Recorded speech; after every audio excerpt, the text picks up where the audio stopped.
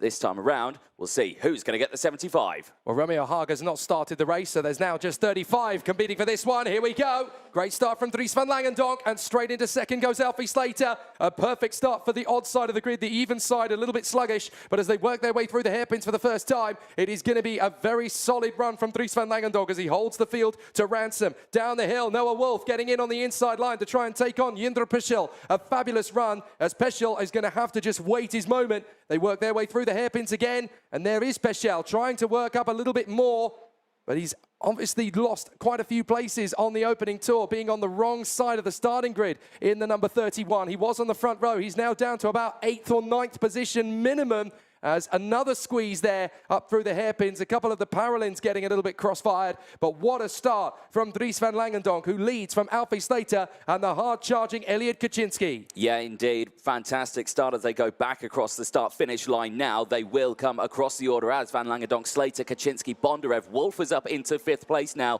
from Tiziano Monza. Filippo Sala, bad start from him. He's dropped down into P7 from Krutulov up into P8. Peschel is there in 9th place. He's tumbled down the order, the young Czech driver. He's going to really have to shake it up here. Sung Xiao Yu, though, 5 positions gained. He's up into the top 10. Race director Martin Bean watching the race proceedings as we go on.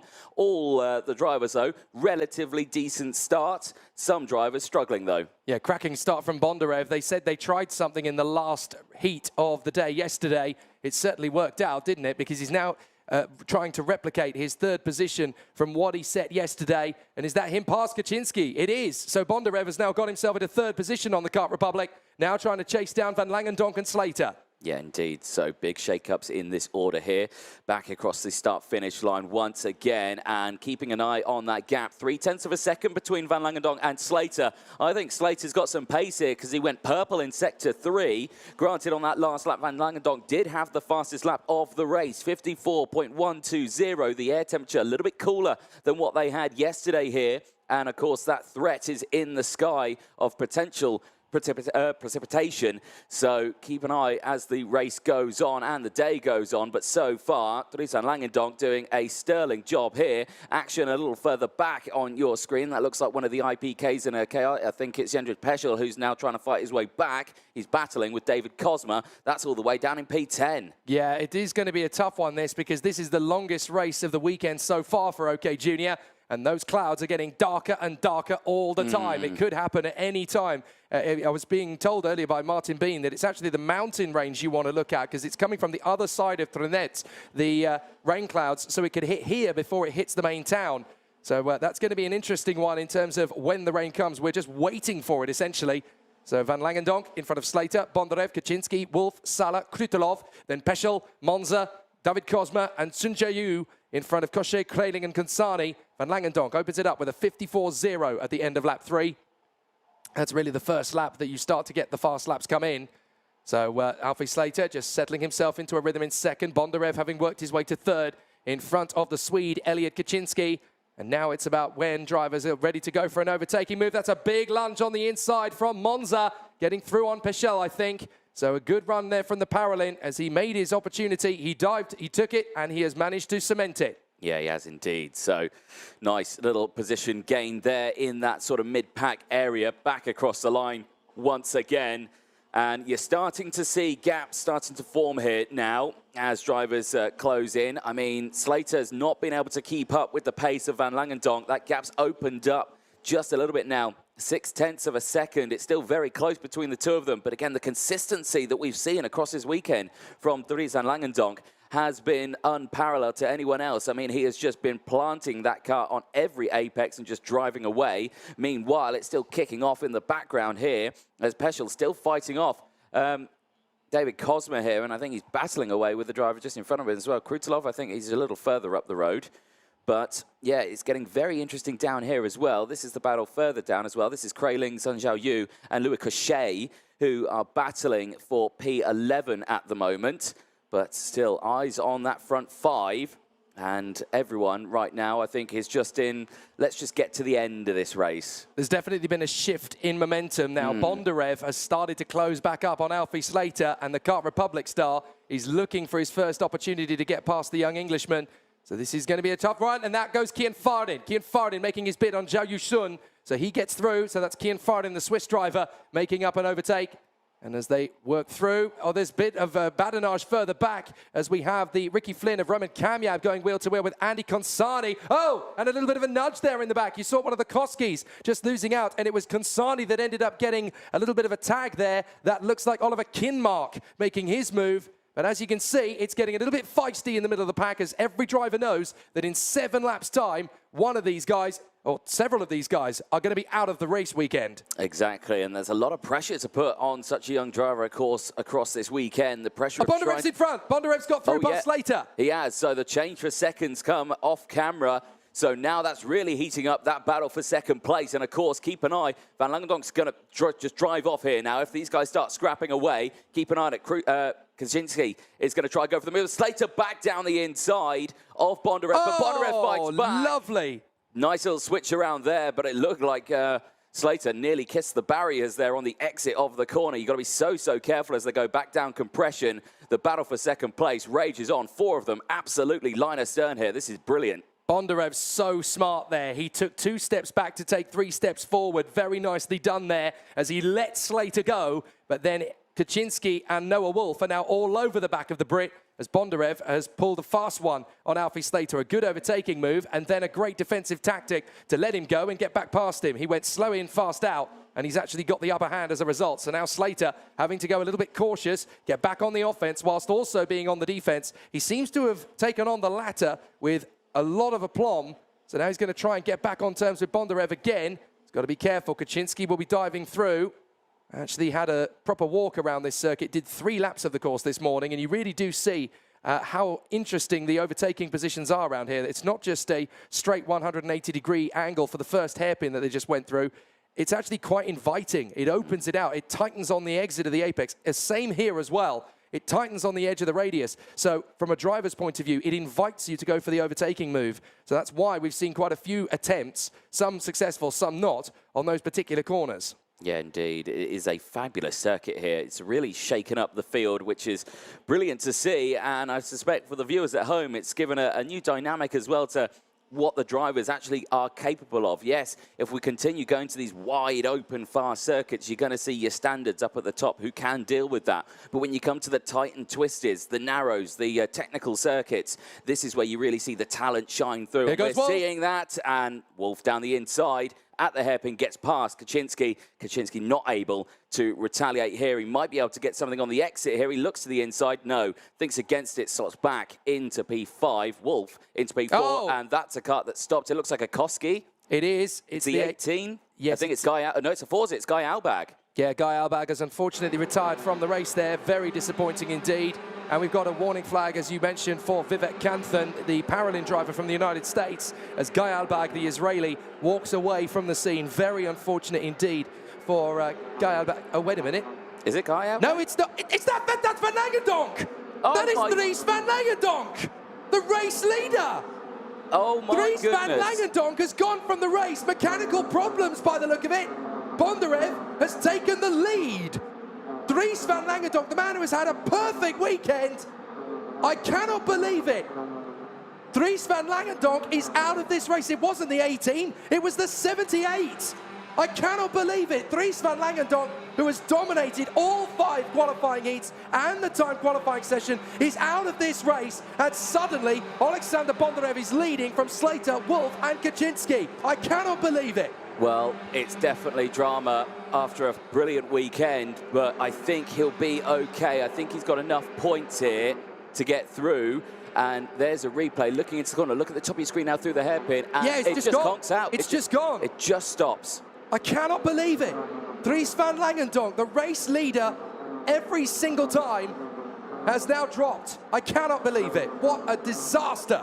But that means now that the battle you're watching on your screen is the battle for first place here. Remember, 75 points up for grabs, and Slater is smelling potentially a victory here as he's closed that gap straight back up. We're on lap 10 of 13. Time is very quickly running out. If we're going to see the move, it's going to be coming very, very soon. Keep an eye on Wolf as well. It's very easy to get 2 positions in one corner around this track. Are we going to see a move from him? And the same as Kaczynski here in P4. He's in a perfect spot as well. One of these 4 could win this race, but who is it going to be as they exit out of the final couple of corners back onto the start-finish straight. We go onto the start-finish straight now, and the timer is very quickly running out. Isn't it astonishing how the race can change in one fell swoop? I've just been looking at Dries van Langendonk on Marshall Post 4. He looks shell-shocked. He cannot believe what's happening here, as Bondarev has now got pressure from Alfie Slater again. Here comes Slater. He knows now he's not battling for second anymore. He's battling for the win. Watch as he tries to make his bid. Bondarev keeps the kart wide through the first part of the radius. He'll have to do it again here. Slater has a think about it. Too far back. It was nice. It was ambitious, but now he's going to have Noah Wolf all over him. Yeah, indeed. Noah Wolf is going to take full opportunity of this one. Thinks against it going into this hairpin. Could go for it here. No, again, thinks against it. Stays behind. They go back up. They wind it back up now as they go up the crest over here. Bring it back off the throttle here because it runs out wide, and then you go down into this very tight, twisty section of toboggan. And again, keep an eye on Wolf. Much tighter entry into the penultimate corner, back onto the start-finish straight. Could have a run here, potentially even into the first hairpin at the top of this hill. Down they go then, through the carousel, up the hill. And again, keep an eye on the braking zone here for Wolf. Is he close enough? No, he's not. Can't get it down the inside, but I reckon he's going to go for the lunge into the hairpin. If he doesn't, I'll be very surprised on this final lap. Last lap, and it is going to be a tough one for Slater to hold on to. Wolf is going to try his best. He isn't close enough, so he has to keep on trying to outfox Alfie Slater in the hope that he's going to intimidate him into an error, but I don't see it happening with this amount of time left in the race. Alexander Bondarev has picked his moments, worked his way forward in exactly the right moment. He got Kaczynski at exactly the right time. He got Slater at exactly the right time, defended against him at exactly the right time, and when Van Langendonk bit the dust, it's now Bondarev who's going to inherit it, and not only that, but a 75-point score as well. We've got a slow-moving Forza. That is Guy Albag having problems. Yep. But across the line, Bondarev is going to take the superheat. Alexander Bondarev wins from Alfie Slater, Noah Wolf, and Elliot Kaczynski. This race weekend just went nuclear in Junior. It really did. I mean, what on earth can you say there for poor Dries van Langendonk, who dominated this weekend, and to come away with a mechanical failure, absolutely devastating for the young Belgian, the favourite going into today's racing. But it just shows that anything can happen in motorsport, good and bad. And the good side of that is that Bondarev has put it on P1 in this one. 10th in the championship so far. He adds to his intermediate classification points so far this weekend, with 75 points being added to his name. Slater, though, will lead the points with that second place finish of 283 points from Peschel, Bondarev and Wolf, the top four. Van Langendonk at the end of that one sits in 7th, so he's okay in the point standings, but one more OK Junior Superheat to go.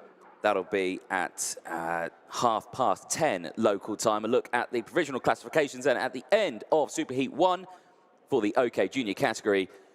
Alexander Bondarev from Slater, Wolf Kaczynski then rounding out the top four from Sala Krutulov, David Kozma, Endrich Peschel, Tiziano Monza from Guillaume Farden, Arjun Kraling from Louis Cochet, Romy Kanyab and Oliver Kinmark from Vivek Canthan, and Kimi Tani, Andy Corsani and Guy Albag, Gustas Toniolo and Sun Zhao Yu ran out the top 20. Clara Kowalczyk and Noah Montero, Mies Huben and Maria Neto ran out the next few rows from Jason Braddock, Henry Domain, Arthur Braun, Rausen Zarin, Ethan Lennon, Lewis Francis, Sebastian Letamaki, Vasilis Aspostolis and Lorenz Campos. Morgan Knudsen, Dries van Langendonk and Romeo Hay, a non-starter. Romeo Hay, Langendonk with that breakdown. The start, textbook again from Langendonk, who just drove away from the field. He had the company in the early stages, though. The Ricky Flynn motorsport driver of Alfie Slater hot on his heels. There we saw the moves coming in thick and fast. Filippo Sala getting it up into the orders a little further down in the field. You saw there one of the energy course of Lev Krutulov trying to fight back, and unfortunately as well, Indrich Peschel, who was doing so well yesterday, started this one on the front row.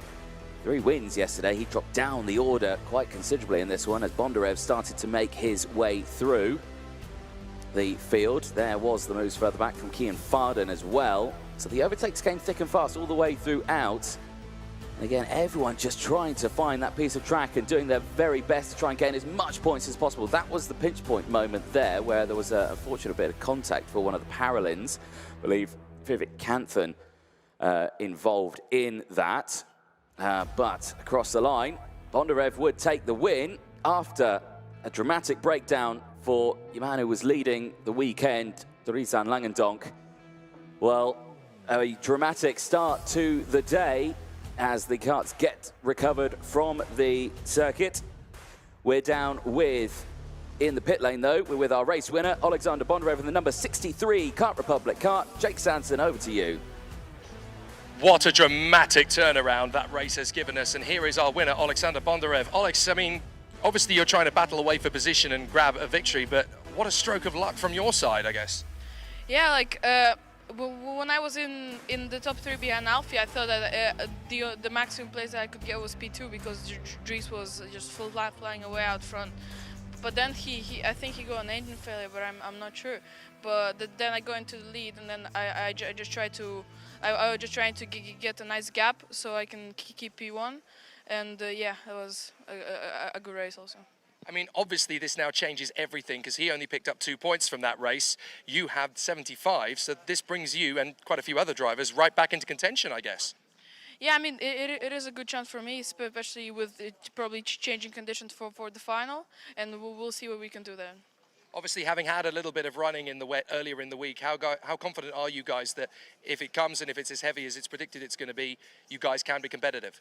I feel like we can be really competitive in the wet because in the practice on Wednesday we were really fast, so I feel like we have a good chance for the final. Fantastic. Well, Alexander, congratulations. Great win in the Superheat. We'll see you later. Thank you.